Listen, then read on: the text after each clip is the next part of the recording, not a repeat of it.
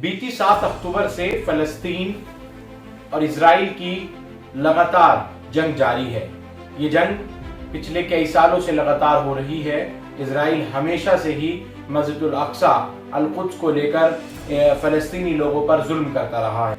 लेकिन अगर मैं बात करूं, इस बार जो 7 अक्टूबर को हमास ने इजराइल के ठिकानों पर हमला किया, ये मामला पूरा अल कुद्स को लेकर ही था, यानी मुसलमानों का किबला अव्वल, जिसको मस्जिदुल अक्सा भी कहा जाता है, बैतुल मुकद्दस भी कहा जाता है।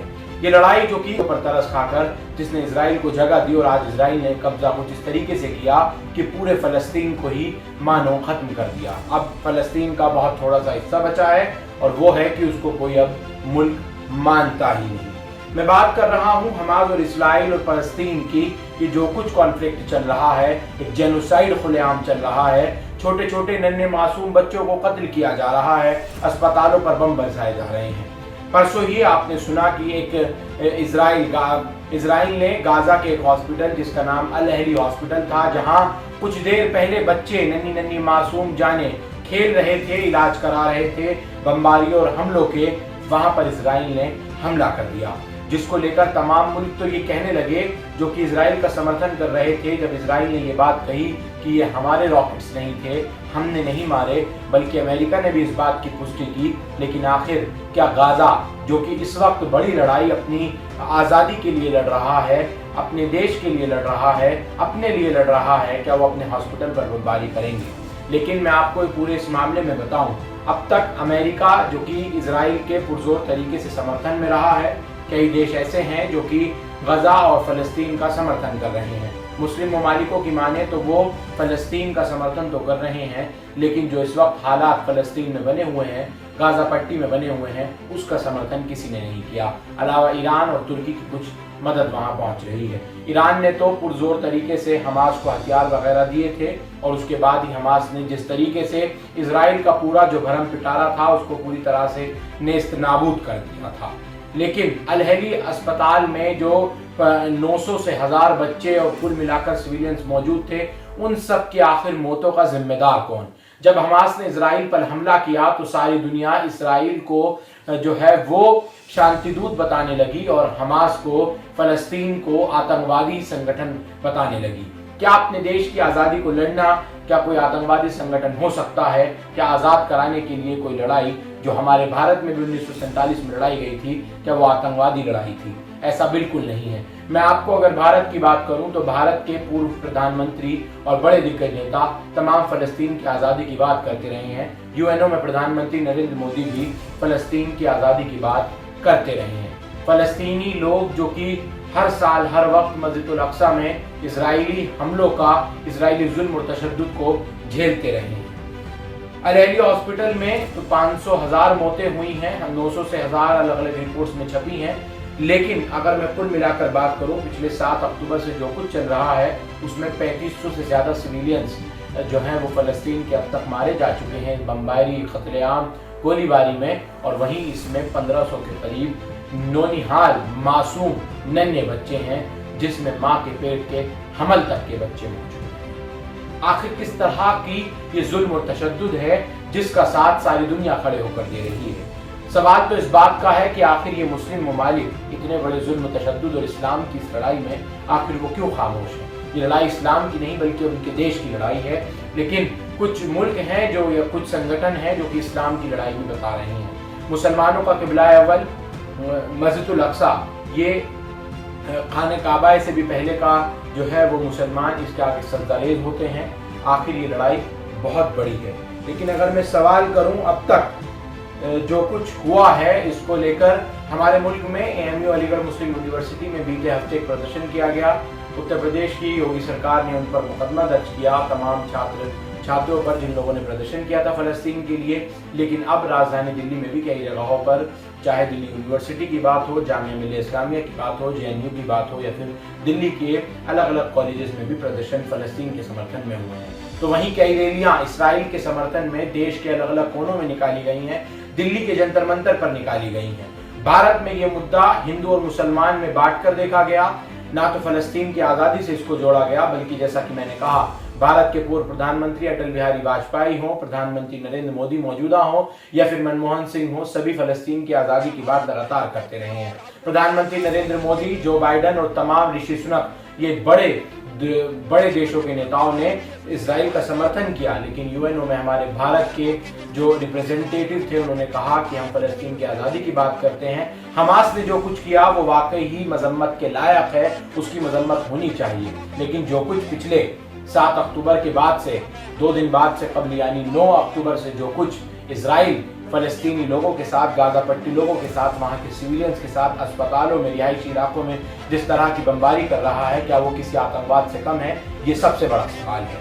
आप इस खबर को देख रहे हैं, मैं आपके सामने कई दिन बाद इस खबर को लेकर पहुंचा हूँ। सवाल तो अलग अलग हैं, लेकिन अगर मैं बात करूँ मुल्क हिंदुस्तान में भी योगी आदित्यनाथ सरकार ने जो कुछ रवैया अपनाया उसके बाद लोगों में दहशत थी, लेकिन मुसलमान जो है वो कहीं ना कहीं फलस्तीन का समर्थन करते हुए नजर आ रहे हैं, क्योंकि यह क़िबला अव्वल की बात है, बैतुल मुक़द्दस की बात है।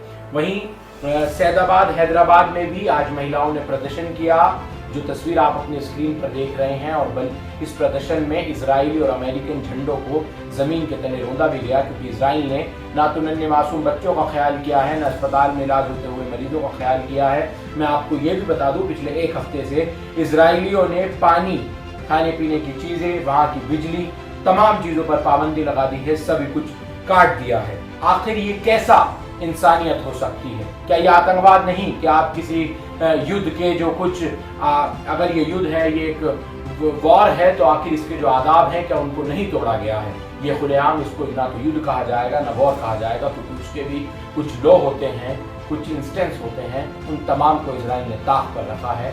और फलस्तीनी मुसलमानों पर जिस तरह का जुल्म तशद्दुद किया है, उसका विरोध मुल्क के हिंदुस्तान में ही नहीं बल्कि दुनिया भर में खुद इजराइल के वहाँ के रिहायशी लोगों ने भी किया है, जिस तरह से लगातार गाजा पट्टी और फलस्तीन में जेनोसाइड किया जा रहा है। अलावा इसके सैदाबाद हैदराबाद में प्रोटेस्ट किए गए, बेंगलोर में प्रोटेस्ट किए गए, उत्तर प्रदेश के ज़िलों में प्रोटेस्ट किए गए, और बीते जुमे तो धारा 144 उत्तर प्रदेश के तमाम जगहों पर लगा दी गई थी। कल फिर जुमा है, देश के अलग अलग हिस्सों में पहले से कुछ जगहों पर प्रदर्शन हो रहे हैं और आगे के भी प्रदर्शन की आशंकाएं लगाई जा रही हैं। जैसा कि मैंने कहा कि प्रधानमंत्री नरेंद्र मोदी ने आज जो है वो महमूद अब्बास, जो कि फलस्तीन के प्रेसिडेंट हैं, उनसे बात की और हॉस्पिटल जो कि अल अहली अस्पताल पर हमला हुआ उस पर दुख जताया, और उन्होंने कहा हमारी जो वहाँ की सिविलियंस के लिए मदद है वो जारी रहेगी। हमास और इसराइल और फलस्तीन में फ़र्क समझने की ज़रूरत है। कई मुल्कों ने इसका साथ दिया है। हमास एक संगठन है जिन्होंने मस्जिद अक्सा की लड़ाई लड़ने के लिए इजराइल पर बमबारी और हमले किए थे जुल्म तशद्दुद के खिलाफ। उसके खिलाफ जो है फलस्तीनी लोगों की जान को, उनके कत्लेआम करना, बच्चों को मारना, ये कहाँ का न्याय हो सकता है? क्या ये कोई आतंकवाद नहीं है? ये सबसे बड़ा सवाल है। वहीं अगर मैं बात करूं कि आगे की आखिर क्या रणनीति है, रशिया पहले ही फलस्तीन के समर्थन में है, साउथ कोरिया समर्थन में है, मुस्लिम ममालिक समर्थन में है। कई मुस्लिम ममालिकों ने खुलकर इजराइल का समर्थन किया है, जिसमें यूएई भी शामिल है। और आखिर इस वक्त इजराइल पर तमाम चीज़ों के प्रतिबंधित की बात चल रही है। मुस्लिम ममालिकों ने अलग अलग तरह की मीटिंग्स की हैं और उसमें ये फैसला भी लिया गया है। बीते हफ्ते कतर के जो मंत्री हैं उन्होंने साफ तौर पर कहा था कि अगर बमबारी को नहीं रोका गया तो हम तेल की सप्लाई इजराइल को और दुनिया के उन ममालिक को जो इजराइल के साथ खड़े हैं उनकी बंद कर देंगे। अलग अलग तरह की जो है वो मुआहदे तोड़े जा रहे हैं, जोड़े भी जा रहे हैं। क्या देश वर्ल्ड वॉर की तरफ जा रहा है? प्रतीत तो कुछ ऐसा ही हो रहा है, लेकिन आगे होगा क्या, ये तमाम चीज़ें तो अलग हैं। लेकिन जिस कत्लेआम, जेनोसाइड, जुल्म तशद्दुद की तस्वीरें जो गाजा फलस्तीन से आ रही हैं, वो दिल दहला देने वाली ही नहीं बल्कि दिल को तोड़ने वाली भी हैं। आखिर वो तस्वीरें देखने लायक नहीं है। नन्हे नन्हे मासूम बच्चे जो अपने घरों पर खेलना चाहिए था, ना तो फलस्तीन के अंदर पानी है पीने का, ना ही खाने पीने की चीज़ों की व्यवस्था है, एम्बुलेंसों की व्यवस्था नहीं है, कोई भी मदद उन लोगों को नहीं पहुंच पा रही है। लेकिन कुछ देश हैं जो इस वक्त मदद करने का भी लगातार प्रयास कर रहे हैं, जिसमें टर्की, रशिया और ईरान, इराक, इन तमाम ममालिकों से मदद भी भेजी जा रही है। सवाल इस बात का है कि आखिर ये लड़ाई जो कि मस्जिद अक्सा की फतह की है, ये उनको आज़ाद कराने की है मस्जिद की, आखिर ये लड़ाई कई देशों की लड़ाई क्यों बनती जा रही है, ये भी बड़ा विषय है। आखिर क्यों इजराइल का समर्थन अमेरिका कर रही है? क्या इजराइल जो कि पहले से बहुत भरमदार था, तमाम बातें किया करता था, आयरन डोम कि हमारे यहाँ से परिंदा पर नहीं मार सकता, आखिर हमास के लड़ाकों ने कैसे उस तमाम चीज़ों को भ्रम जो था उसको कैसे चंद ही मिनटों में ताकतवर होने का उसका भ्रम तोड़ दिया। हालांकि उसके बाद लगातार इजराइल ने जो हमले किए हैं उससे फ़लस्तीन और हमास के लड़ाकों को मारा गया है, उनके कत्लेआम किए गए हैं और इजराइल जो सोशल मीडिया पर तस्वीरें देखी जा रही हैं अब ज़मीनी युद्ध की भी तैयारी कर रहा है। इजराइल पहले ही कह चुका है कि हम फ़लस्तीन को नक्शे से मिटा देंगे, ख़त्म कर देंगे, लेकिन क्या ये इतना आसान है जब उसके साथ रशिया, तुर्की और ईरान, इराक जैसे कई बड़े बड़े मुल्क साथ खड़े हों। सऊदी अरब भी अब फ़लस्तीन के साथ आ रहा है। आखिर ये लड़ाई किस और जाएगी और कहाँ जाएगी? लेकिन सवाल इस बात का, हमारे देश में 2024 के चुनाव की भी तैयारियां चल रही हैं, उसको लेकर जिस तरह का एक अलग माहौल पैदा किया गया, समर्थन किया जा रहा है इजराइल का और दूसरी तरफ समर्थन किया जा रहा है। हमारे देश में टीवी डिबेट्स चल रही हैं कि आखिर कौन किसके साथ खड़ा है। क्या मुसलमान फ़लस्तीन के मजलूमीन जिनका कत्लेआम किया जा रहा है, जिन बच्चों को मारा जा रहा है, अस्पतालों पर बम बरसाए जा रहे हैं, क्या उनका समर्थन करना कोई गुनाह है? ये सबसे बड़ा सवाल है। प्रदर्शन करना, समर्थन करना ये कानूनी अधिकार है, अभिव्यक्ति की आज़ादी है, वो कुछ भी कर सकता है।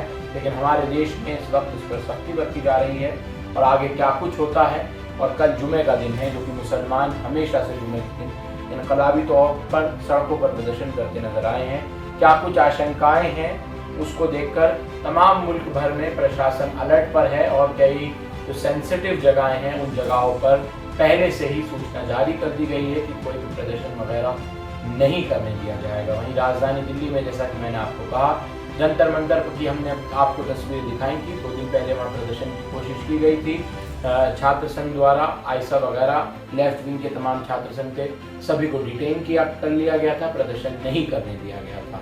लेकिन ये जो जेनोसाइड, खुलेआम कत्लेआम इजराइल बमबारियां कर रहा है, क्या इसको दुनिया इंसानियत के नज़रिए से नहीं देखती? क्या ये आतंकवादी नहीं है? क्या ये आतंकवादी गतिविधियां नहीं है? एक वीडियो और जो मैं आपको इस वक्त अपने स्क्रीन पर दिखा रहा हूँ, एक एम्बुलेंस जो कि फ़लस्तीनी मजलूमीन की मदद करने के लिए जा रही है, घायलों को अस्पताल ले जाने के लिए जा रही है, उसको इजरायली फौज के जो सैनिक हैं उन लोगों ने रोक दिया और वो रोक रहे हैं, उसको पीछे धकेल रहे हैं। बच्चों को सरेआम सड़कों पर खड़े होकर गोलियां मारी जा रही हैं, उन बच्चों को जिन्होंने अभी तक दुनिया को सही से देखा भी नहीं है, ना ही जाना है, ना वो ये जान पाए होंगे कि हमारे देश की आबादी कितनी है, हमारे देश की आखिर ये जो लड़ाई इस वक्त चल रही है आखिर ये है क्या। इन तमाम चीज़ों के पीछे हर एक को सोचना होगा, अंधभक्ति के चश्मे से उतार करके आखिर ये मसला क्या है उसको समझने की बेहद ज़्यादा ज़रूरत है। देखते रहिए the where point news. Mohammad Rabbani.